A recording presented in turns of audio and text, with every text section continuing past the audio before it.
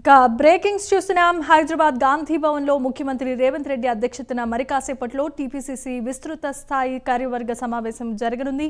ఈ సమావేశానికి తెలంగాణ కాంగ్రెస్ వ్యవహారాల ఇన్ఛార్జ్ దీపాదాస్ మున్షితో పాటుగా డిప్యూటీ సీఎం భట్టి విక్రమార్క, పలువురు మంత్రులు హాజరు కానున్నారు. రాష్ట్రంలో కాంగ్రెస్ పార్టీ అధికారంలోకి వచ్చిన తర్వాత తొలిసారిగా జరుగుతూ ఉండటంతో ఈ సమావేశానికి అత్యంత ప్రాధాన్యం సంతరించుకుంది.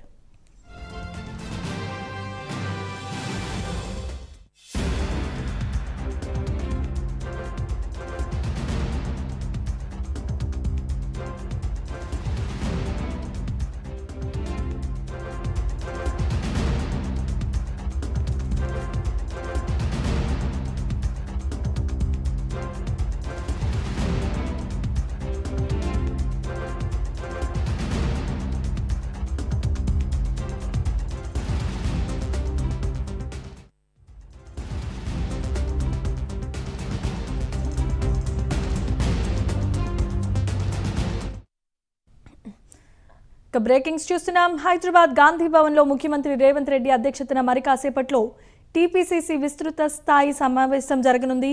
ఈ సమావేశానికి తెలంగాణ కాంగ్రెస్ వ్యవహారాల ఇన్ఛార్జ్ దీపాదాస్ మున్షితో పాటుగా డిప్యూటీ సీఎం భట్టి విక్రమార్క, పలువురు మంత్రులు హాజరు కానున్నారు.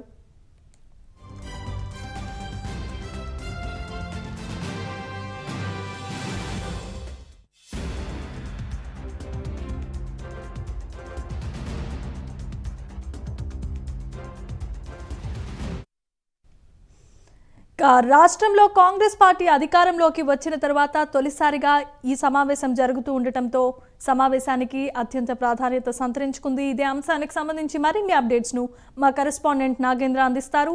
నాగేంద్ర, చెప్పండి. Thank you Jemimah. Gandhi Bhavan కేంద్రంలో టీపీసీసీ కార్యవర్గ సమావేశం జరగబోతుంది. ముఖ్యంగా ఈ సమావేశం టీపీసీసీ అధ్యక్షుడు రేవంత్ రెడ్డి, మరొక సీఎం రేవంత్ రెడ్డి అధ్యక్షతన సమావేశం జరగబోతుంది. ఈ సమావేశానికి కొత్తగా ఎన్నికైనటువంటి ఏఐసీసీఆర్ఎల్ ఇన్ఛార్జ్ దేవదాస్ మున్షితో పాటు మరొక వైపు డిప్యూటీ సీఎం, అదేవిధంగా మంత్రులు, ఎమ్మెల్యేలతో పాటు మరొక వైపు పీఏసీ మెంబర్స్ తో పాటు మరొక వైపు ఇతర కాంగ్రెస్ సీనియర్ కీలక నేతలంతా కూడా ఈ సమావేశంలో పాల్గొనబోతున్నారు. ముఖ్యంగా ఈ సమావేశం పార్లమెంట్ ఎన్నికల ఎజెండాగానే ప్రస్తుతం ఈ సమావేశం కొనసాగబోతుంది.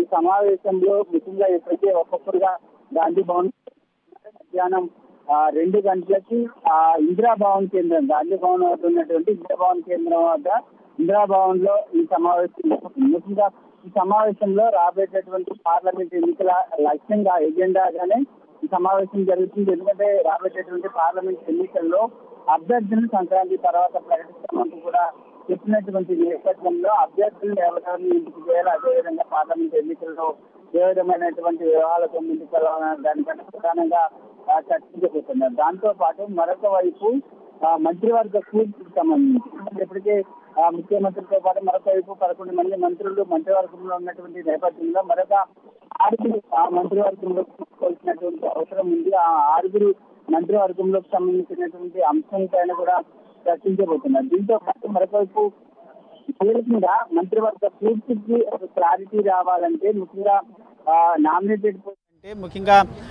నామినేటెడ్ పోస్టులతో పాటు మరొకవైపు ఎమ్మెల్సీ స్థానాలకు సంబంధించినటువంటి అంశం పైన వాటన్నిటికి సంబంధించి ఒక క్లారిటీ వచ్చిన తర్వాత, ఎందుకంటే తెలంగాణ రాష్ట్రంలో కాంగ్రెస్ ప్రభుత్వం రావడానికి కృషి చేసినటువంటి ప్రతి ఒక్కరికి కూడా నామినేటెడ్ పోస్టులు ఇస్తామనేటటువంటి హామీ ఇవ్వడం జరిగింది. దాంతోపాటు ఎమ్మెల్సీ స్థానాలకు సంబంధించి ముఖ్యంగా అన్ని ఉమ్మడి జిల్లాల నుంచి కూడా ఎమ్మెల్సీ కావాలంటూ కూడా పెద్ద ఎత్తున సీనియర్ కీలక నేతలంతా కూడా గట్టిగా పట్టుబడుతున్నటువంటి నేపథ్యంలో ఎవరెవరికి ఎమ్మెల్సీ స్థానాలు ఇస్తారో, అదేవిధంగా ఎవరెవరికి నామినేటెడ్ పోస్టులు ఇవ్వాలన్న దానిపైన ఈరోజు జరిగేటటువంటి కార్యవర్గ సమావేశంలో చర్చించి అనంతరం నామినేటెడ్ పోస్టులకు సంబంధించి ఒక కీలక ప్రకటన వచ్చేటటువంటి అవకాశం అయితే కనిపిస్తుంది. దీంతో పాటు మరొక వైపు శర్మిల వైఎస్ఆర్టీపీకి సంబంధించినటువంటి అధ్యక్షురాలైనటువంటి పార్టీని కాంగ్రెస్లో విలీనం చేస్తారంటూ కూడా వార్తలు వస్తున్నాయి. దానికి సంబంధించి కూడా ఈ అంశం పైన కూడా ఈ సమావేశంలో చర్చించేటటువంటి అవకాశం ఉంది. ఒకవేళ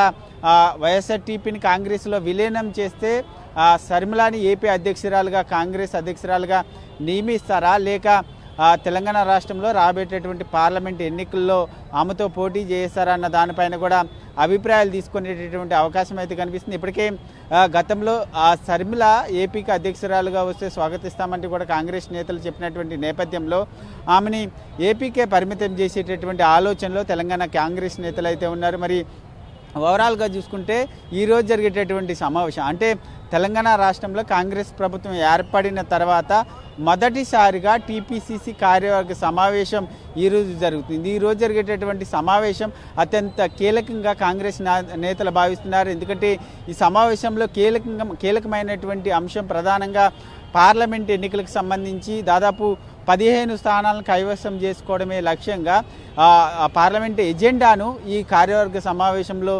రూపొందించబోతున్నారు. దీంతోపాటు పార్లమెంటు ఎజెండాతో పాటు మరొకవైపు నామినేటెడ్ పోస్టులు, అదేవిధంగా ఎమ్మెల్సీ స్థానాలు, మరొకవైపు మంత్రివర్గ కూర్పు, అదేవిధంగా షర్మిలకు సంబంధించినటువంటి వైఎస్ఆర్టీపీ పార్టీ విలీనం, ఈ అన్ని అంశాలపైన కార్యవర్గం సమావేశంలో చర్చించిన తర్వాత వీటన్నిటిపైన ఒక క్లారిటీ ఇచ్చేటటువంటి అవకాశం అయితే కనిపిస్తుందని చెప్పాలి. Jemimah, thanks for the updates and details Nagendra.